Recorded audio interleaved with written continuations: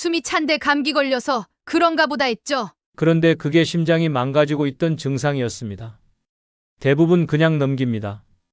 그래서 대부분 병원에 도착하기도 전에 세상을 떠납니다. 당신은 절대 그중 한 명이 되지 마세요. 당신은 최근 이유 없이 팔이 묵직하거나 어깨가 뻐근했던 기억이 있으신가요? 혹시 식사 후 소화가 잘 안 되는 것 같아서 소화제를 챙겨 드신 적 있으신가요? 그게 정말 소화불량이었을까요? 그동안 병원을 다녀도 별다른 이상 소견이 없다고 들으셨을지 모르지만 진짜 문제는 바로 그게 아무렇지도 않아 보여서 그냥 지나친다는 데 있습니다. 우리는 흔히 뭔가 큰 병이 생기면 몸이 분명하게 알려줄 거라고 믿습니다. 가슴이 콱 조여오고 숨이 안 쉬어지고 땀이 비 오듯 쏟아져야 병원에 가야 할 증상이라고 생각하시는 분들이 대부분입니다. 그런데 사실은 그렇지 않습니다. 가장 위험한 병일수록 시작은 조용하고 애매하게 다가옵니다. 대표적인 예가 바로 급성 심장 질환입니다. 특히 심근경색은 시작할 때 체한 것 같다. 오늘따라 유난히 피곤하네 정도의 느낌으로 다가오기도 합니다. 그 신호를 제대로 알아채지 못하면 단 10분 만에 생명이 위험해질 수 있습니다. 서울에 거주하는 67세 박기호 씨는 평소와 다름없이 아침에 산책을 하다 벤치에 앉아서 쉬고 계셨습니다. 잠시 후 옆에 있던 분이 박 씨가 이상하게 고개를 떨구고 있다는 걸 눈치채고 119에 신고했지요. 병원에 도착한 뒤 의사에게 들은 말은 충격 그 자체였습니다. 이미 심장이 한쪽이 거의 멈춰 있었습니다. 박 씨는 몇 달 전부터 팔이 시큰거리거나 자주 숨이 차는 느낌이 있었지만 그냥 나이 탓이라 여겼다고 했습니다. 소화도 잘 안 되는 날이 많았고 하루 종일 기운이 빠지는데도 병원 갈 생각은 하지 않으셨죠?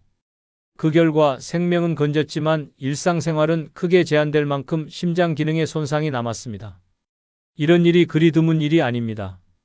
통계에 따르면 국내에서 심근경색으로 사망하는 사람의 30% 이상은 병원에 오기도 전에 길에서 쓰러져 생을 마감합니다. 그리고 이 중 상당수는 전혀 그런 줄 몰랐다는 말을 남기고 갑니다. 바로 그 전혀 몰랐던 시기가 가장 치명적인 순간일 수 있습니다. 급성 심장질환의 무서운 점은 평소에 특별한 만성질환이 없던 분들에게도 갑자기 나타날 수 있다는 것입니다. 과거에는 60대 이상 중장년 남성에게 주로 나타나는 병이라고 여겨졌지만 최근 들어 40대, 심지어 30대까지도 심근경색으로 응급실에 오는 사례가 급증하고 있습니다. 그 이유는 복합적입니다. 스트레스, 고지방 식습관, 만성적인 수면 부족, 운동 부족, 당뇨나 고혈압 같은 병의 관리 부족 등이 모두 원인이 됩니다. 하지만 그보다 더 큰 문제는 스스로 괜찮다고 생각하는 마음입니다. 설마 내가 그런 병에 걸릴까? 그냥 피곤해서 그런 거지. 이 정도면 병원 갈 정도는 아니야. 이런 생각이 치명적인 타이밍을 놓치게 만듭니다. 심장은 우리 몸에서 가장 정직한 장기입니다. 문제가 생기면 조용히 그러나 분명하게 신호를 보내죠. 가슴이 조이거나 팔이 아프거나 시야가 흐려지는 것도 그런 신호일 수 있습니다. 하지만 뚜렷하지 않다 보니 대부분 무시하고 넘어가게 되는 것입니다. 특히 60대 이상의 중장년층은 자주 겪는 근육통이나 피로감, 숨참 현상을 노화로 생각하기 쉽습니다. 그런데 이들 증상은 때때로 심장이 보낸 마지막 경고일 수 있습니다. 한 가지 꼭 기억해 두셔야 할 사실이 있습니다.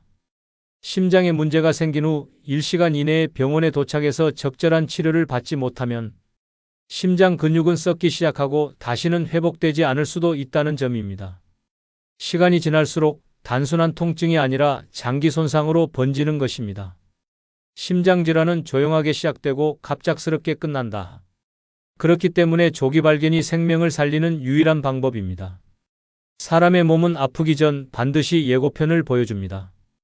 특히 심장은 절대 아무 이유 없이 멈추지 않습니다. 문제는 그 예고편이 너무 익숙하고 너무 사소하다는 데 있습니다. 가령 이런 증상은 어떠신가요? 잠에서 자주 깨고 자고 나도 피곤이 안 풀린다. 한여름도 아닌데 발끝이 시리고 저리다.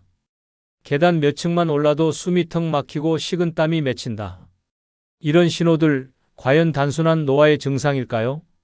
서울에 사는 61세 김동일 씨는 평소 술과 담배를 즐기지는 않았지만 일이 많은 중소기업 대표로 늘 스트레스가 심했습니다. 잠을 자도 푹 자는 날이 없고 새벽에 자주 깼지만 나이 들어서 그런가 보다라며 대수롭지 않게 여겼습니다. 그러다 어느 날 고객과 식사 약속 후 지하철 계단을 오르는데 뒷덜미에 식은땀이 흐르고 숨이 가빠지는 걸 느꼈습니다. 그 순간 멈춰 서서 심호흡을 했지만 가슴이 조여오는 통증이 왔고 결국 구급차를 타게 되었습니다. 진단 결과는 급성 심부전 초기. 이미 심장 근육의 일부는 손상된 상태였고 조금만 더 늦었더라면 돌이킬 수 없는 상황이 될 뻔했습니다. 김 씨처럼 대부분의 사람들은 이상하지만 참을 수 있을 정도의 몸의 변화를 그냥 넘깁니다. 그렇게 위험은 쌓이고 어느 순간 임계점을 넘게 되는 것입니다. 이쯤에서 질문을 하나 드리겠습니다. 당신은 평소보다 숨이 가빠진 적이 있나요? 단순히 운동 부족일 수도 있지만 숨이 찬다는 건 폐가 아닌 심장이 고장나기 시작했을 가능성도 배제할 수 없습니다. 심장은 폐보다 먼저 숨찬 증상을 일으키는 장기입니다. 혈액을 뿜어내는 펌프 기능이 떨어지면 산소를 실어 나르지 못해 자연스레 숨이 차고 기운이 빠지는 것이죠. 또 하나 쉽게 놓치는 것이 바로 수면 중 증상입니다. 심장이 약해질 경우 특히 밤에 자는 동안 가슴에 답답함이 느껴져 깨는 경우가 많습니다. 어떤 분들은 자다가 갑자기 헉하고 숨이 차 일어난다고 하십니다. 혹은 자주 악몽을 꾸거나 이유 없이 가슴이 두근거려 잠이 얕아지는 분들도 계시죠. 이런 증상은 단순한 수면의 질 문제로 보이지만 실은 심장이 밤사이 힘겨워하고 있다는 신호일 수 있습니다. 광주에 사는 68세 조순자 씨는 1년 전부터 자주 밤에 잠에서 깼고 꿈을 자주 꿨다고 했습니다. 하루는 꿈속에서 숨이 막히는 느낌에 눈을 떴는데 심장이 요동치는 것을 느꼈고 팔이 저린 듯 아팠다고 했죠. 가족의 권유로 병원에 갔고 의사는 심장의 정기적 리듬이 불규칙하다는 부정맥 증상을 찾아냈습니다.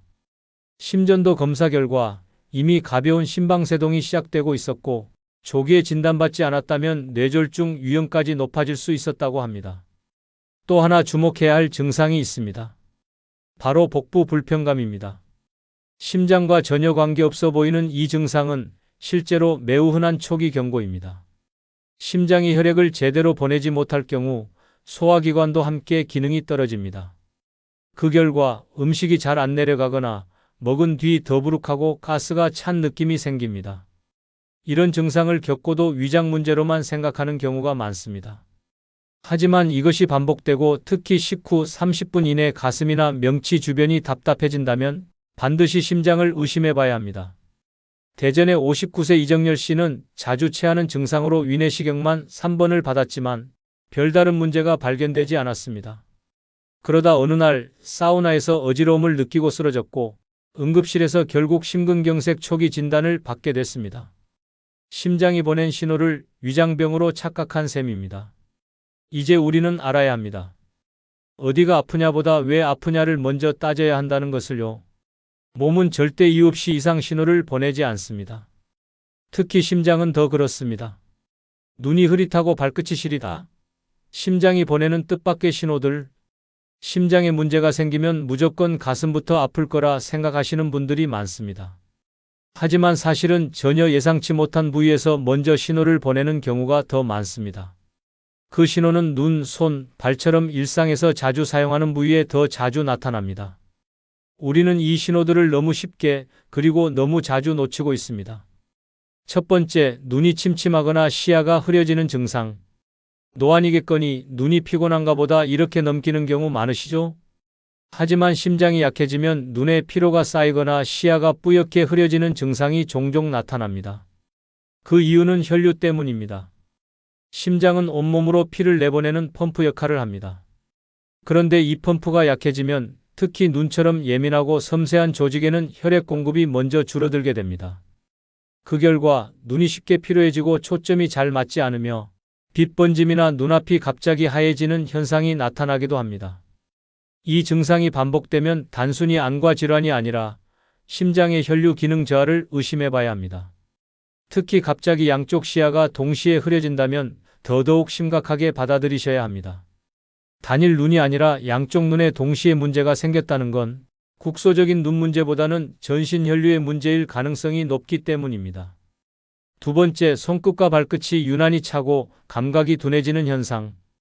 심장 기능이 저하되면 말초 혈액순환에 가장 먼저 문제가 생깁니다. 가장 멀리 있는 손끝과 발끝은 심장과 가장 멀리 떨어진 부위이기 때문에 이 부위에서 혈액이 정체되거나 부족해지는 일이 자주 발생합니다. 서울의 64세 임재훈 씨는 겨울도 아닌데 양말을 2겹씩 신고 다닐 정도로 발이 시렸습니다. 혈액순환 때문이려니 하고 족욕도 하고 찜질방도 다녔지만 개선되지 않았죠.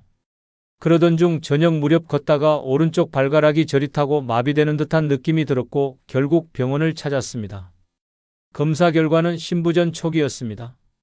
심장이 피를 제대로 돌리지 못해 발끝까지 산소가 닿지 않으면서 말초 조직이 저산소증에 시달리고 있었던 것입니다. 말초 혈관에 충분한 피가 도달하지 못하면 손끝이 창백하거나 푸르스름하게 변하기도 합니다. 또 손톱이 약해지고 잘 부러지는 것도 혈액 공급 부족의 신호일 수 있습니다. 혈류의 변화는 피부의 색을 바꾸고 체온을 떨어뜨리며 감각을 둔하게 만듭니다. 세 번째, 발의 부종. 다리가 붓는 증상도 결코 가볍게 볼 수 없습니다. 오래 서 있었거나 짠 음식을 먹어서 붓는 경우는 대부분 일시적입니다. 하지만 하루 종일 활동량이 많지 않았는데도 발등이나 발목이 붓고 손으로 눌렀을 때 움푹 들어간 자국이 한동안 남아있다면 이는 심장성 부종일 가능성이 높습니다. 10초면 확인 가능한 아주 손쉬운 방법입니다. 심장이 피를 제대로 펌프질하지 못하면 중력의 영향으로 혈액이 아래로 고입니다. 그로 인해 발목과 종아리 주변에 체액이 고이고 부종이 생기게 됩니다. 게다가 심장 기능이 떨어진 상태에서는 신장이 충분한 수분을 배출하지 못해 부종이 더 심해지기도 합니다. 즉, 심장 마이너스 신장 마이너스 말초혈관 이 세 곳이 동시에 연결되어 문제가 생기는 겁니다. 네 번째, 피부색의 변화와 땀. 심장이 보내는 신호는 피부색에도 나타납니다. 창백해지거나 푸르스름한 색으로 바뀌는 건 산소 부족을 나타내는 대표적인 증상입니다. 부산의 66세 주부 이복희 씨는 여름인데도 손톱이 푸르스름하게 변하고 피부에 얼룩덜룩한 붉은 반점이 생겨 걱정이 되었다고 합니다. 처음엔 단순 피부질환인 줄 알았지만 검진 결과는 심장 기능 저하로 인한 말초 순환 장애였습니다. 심장의 펌프력이 약해지면 몸에서 중요하지 않은 부위로의 혈류를 줄이게 되고 그 결과 말초 부위인 피부의 혈액이 부족해지며 색깔이 변하게 됩니다. 또한 심장에 무리가 갈 경우 비정상적으로 땀이 많이 나는 증상도 나타날 수 있습니다. 특히 활동량이 적은 상태인데도 식은땀이 비처럼 흐르는 경우 그건 단순한 체질이 아니라 심장이 과부하에 걸렸다는 신호일 수 있습니다. 그냥 체한 줄 알았는데요. 병원 도착 전 숨을 거두는 사람들이 마지막으로 한 말입니다. 흔히 생각합니다. 심장에 문제가 있으면 가슴이 터질 듯이 아프겠지. 숨이 안 쉬어질 정도는 돼야 병원을 가야지. 하지만 현실은 다릅니다. 심장이 보내는 마지막 신호, 가슴 통증은 그렇게 단순하지 않습니다. 심지어 그냥 더부룩하다, 명치가 좀 불편하다 정도의 통증도 때로는 심근경색의 전조일 수 있습니다. 가장 위험한 오해, 위장 때문일 거야. 명치나 윗배 쪽이 뻐근하고 더부룩한 느낌은 많은 분들이 겪는 증상입니다. 그렇기 때문에 더 쉽게 위장 문제로 착각하고 위장약이나 소화제를 먼저 찾게 되죠. 문제는 이게 심장의 문제로 인한 가슴 통증의 위장형 표현일 수 있다는 겁니다. 실제로 많은 심장 전문의들이 이야기합니다. 심근경색 환자의 10명 중 3명은 병원 오기 전까지 체한 것 같다고 생각한다고요. 62세 최영재 씨는 퇴근 후 늦은 저녁을 먹고 속이 불편하다고 느꼈습니다. 명치 아래가 눌리는 느낌이 들고 약간 구역질도 났지만 체한 줄 알고 소화제를 먹고 그냥 잤습니다. 새벽 3시 가슴이 묵직하게 답답해지면서 깨고는 화장실에 가려다 쓰러졌습니다. 응급실에서 진단받은 병명은 급성 전벽 심근경색. 치료는 받았지만 이미 심장 근육의 일부는 괴사 상태였고 향후 지속적인 약물 치료가 불가피하다고 했습니다. 심근경색은 빠르면 30분, 늦어도 2시간 안에 혈관을 열지 않으면 심장 기능이 돌아오지 않을 수 있습니다. 그리고 문제는 그 2시간을 집에서 견디며 시간을 버리는 데 사용한다는 것입니다. 두 번째 오해, 근육통이겠지 한두 번도 아닌데. 가슴 왼쪽이 뻐근하거나 팔 쪽으로 통증이 퍼지는 증상은 심장 통증의 대표적인 특징입니다. 하지만 이런 통증은 일상에서 흔하게 겪는 근육통과 비슷하기 때문에 쉽게 간과됩니다. 특히 다음과 같은 특징이 있을 경우 심장에서 오는 통증일 가능성이 높습니다. 통증이 눌리는 느낌, 마치 가슴에 돌덩이를 얹은 듯한 압박감, 쉬어도 가라앉지 않음, 오히려 시간 지나며 더 강해짐, 왼쪽 팔, 턱, 목까지 통증이 퍼짐, 숨을 깊이 들이쉴 때 더 심해짐, 이상하게 불안한 느낌, 죽을 것 같은 공포감 동반. 이런 증상은 단순한 근육통과 명백히 다릅니다. 하지만 특히 남성분들 중에서는 괜찮겠지, 좀 쉬면 나아지겠지 하며 참고 넘기는 경우가 많습니다. 58세 김만석 씨는 운동을 좋아해 주말마다 등산을 다녔습니다.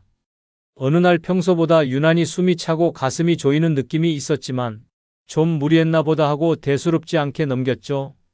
그로부터 이틀 후 아침 출근길에 차량 운전 중 가슴이 찢어지는 듯한 통증과 함께 의식을 잃고 전신경련을 일으켰습니다.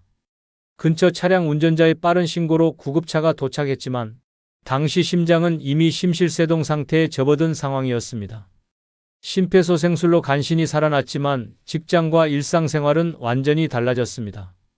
세 번째 착각, 이 정도는 심장 아니야.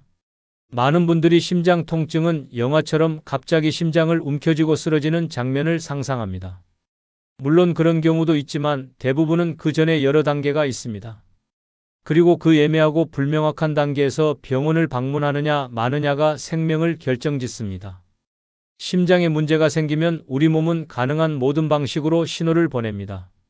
숨이 차고 식은땀이 나고 왠지 불안하고 어깨와 팔에 묘한 통증이 생기고 시야가 흐려지고 입술이 창백해지고, 하지만 이 모든 증상이 약간 불편한 정도일 뿐 참을 수 없을 만큼은 아니기 때문에 대부분의 사람들은 참고 기다리고 넘기게 됩니다. 그러다 결정적인 한순간이 오면 심장은 더 이상 기다려주지 않습니다. 실제로 응급실에서 급성 심근경색으로 오는 환자의 상당수는 며칠 전부터 증상이 있었다고 말합니다. 하지만 그때 병원에 가지 않았습니다. 그 이유는 단 하나. 이 정도는 괜찮을 줄 알았다. 그렇다면 가슴 통증을 어떻게 구별할 수 있을까요?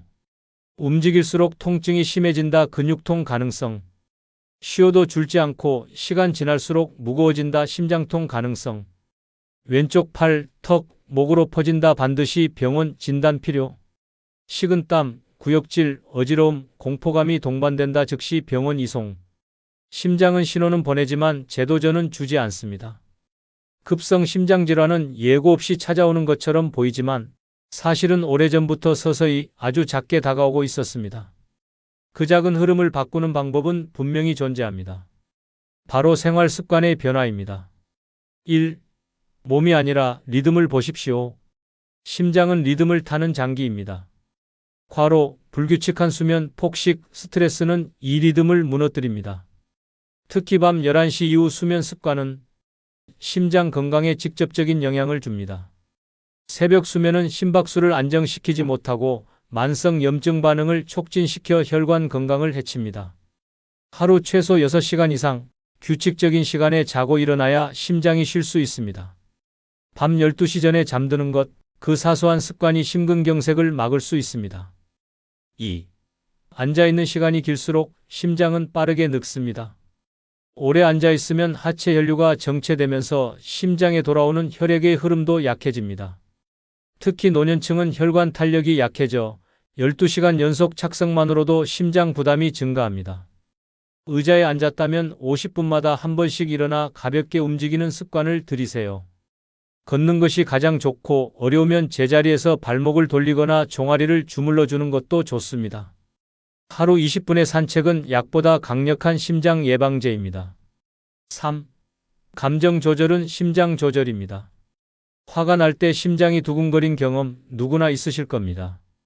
감정은 뇌뿐 아니라 심장에도 직접 영향을 줍니다. 실제로 분노 직후 심근경색 위험이 8배까지 증가한다는 연구도 있습니다. 화를 참는 것도 마구 표현하는 것도 문제입니다. 감정은 쌓이지 않게 흘려보내야 합니다. 숨을 크게 들이마시고 5초 멈췄다가 내쉬는 복식호흡은 심박수를 낮추고 교감신경을 안정시켜줍니다. 하루 3분씩만 해도 심장 리듬에 눈에 띄는 변화가 생깁니다. 4.